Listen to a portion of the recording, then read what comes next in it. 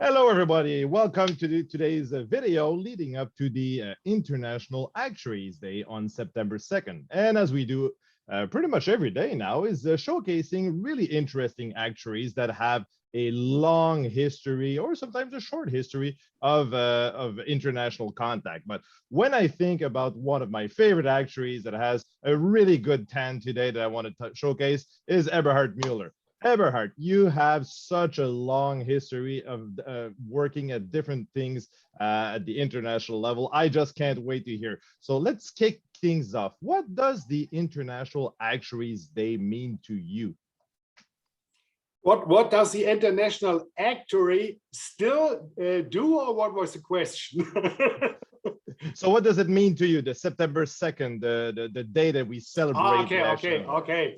The IAA. The IAA was accompanying me from the very beginning because I'm such a long-standing ASTIN member that I had chats with Taiwo Penticane personally, and that's quite a long time ago.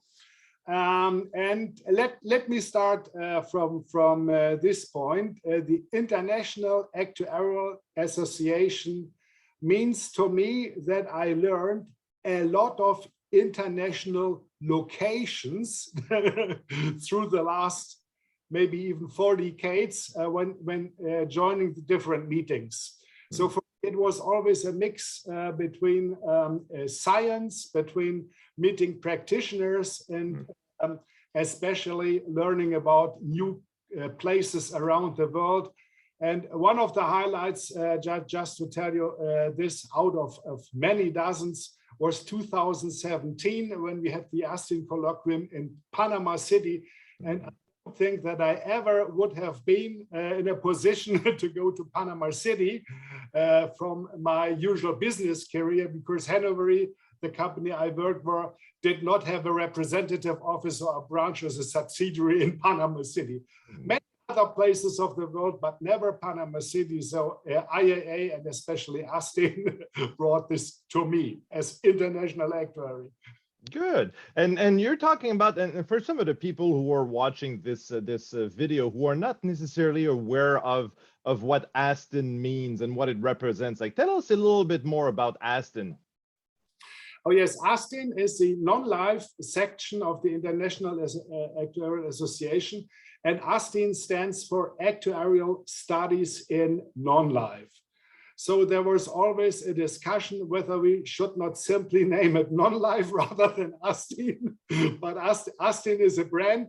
And when I joined the international actuarial community in the early 80s, last century, ASTIN was such a well-known brand that it survived all those discussions. And I'm pretty sure, acting currently as treasurer for the ASTIN section, I'm pretty sure it will survive a couple of other decades.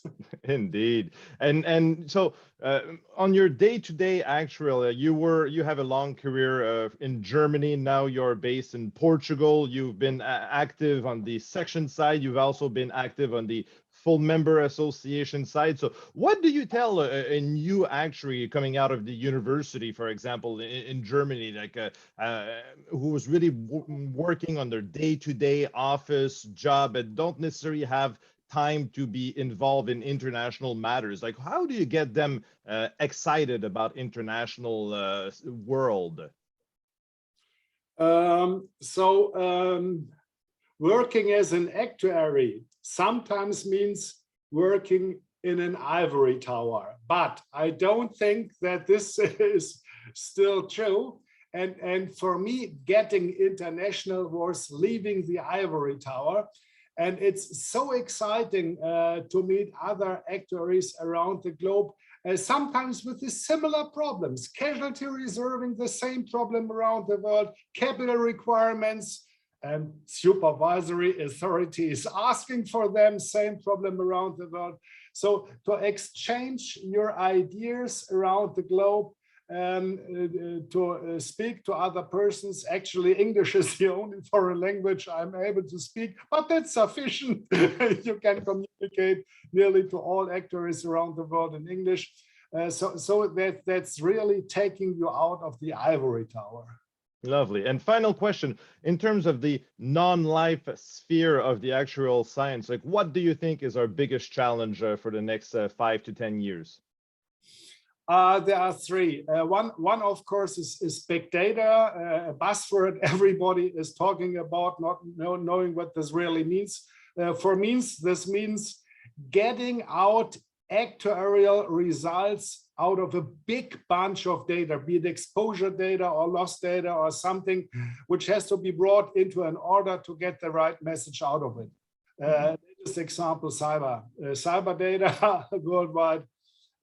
Should be analyzed whether all the stuff which is currently discussed makes actuarial sense. Yeah. The next thing is motor liability, because getting to autonomous cars, that means the liability will shift from the driver of the car to the manufacturer of the devices. So that will be a problem we have to tackle. And last but not least, I'm coming from the non-life side, but also one of the life matters is challenging. That's not pandemics. Pandemics we had on our radar for decades. That's the changing age of the population. So the population getting older and older, and all the consequences this may incur. I don't think that actuaries have a full oversight of what this means. They're just calculating the figure, but they should also care about the consequences, I think. Lovely. Well, Eberhard, that's all the time we have today. Thank you very much for this interview. Really liked your insights, and always a good reminder for the ASTIN section, one of our longest standing brand, and anybody can become a member. Just go to our website and look at our sections and ASTIN and our other sections. So thank you very much, and stay tuned for more videos leading up to September 2nd, International Actuary. Thank you, Matthew, and stay tuned to ASTIN. Thanks.